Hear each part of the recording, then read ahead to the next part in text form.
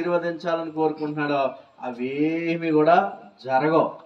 I want to share a story with you today from the Word of God. దేవుని వాక్యంలో నుంచి ఒక చిన్న కథ వృత్తాంతం మీకు చెప్తాను. Hallelujah. హల్లెలూయా. I wonder నాకు ఆశ్చర్యం I wonder how many of us really understand మీకు మరి ఈ మాటలు ఎంతమందికి అర్థమవుతాయో నాకు తెలియదు కానీ what it means to be born again.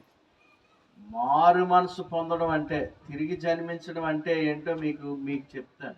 Do you understand what it means to be born again? మారు మనసు అంటే తెలుసా అండి మీకు? తిరిగి జన్మించడం అంటే తెలుసా? We are not talking reincarnation. ఏదో అవతారం గురించి నేను మాట్లాడతలేదు.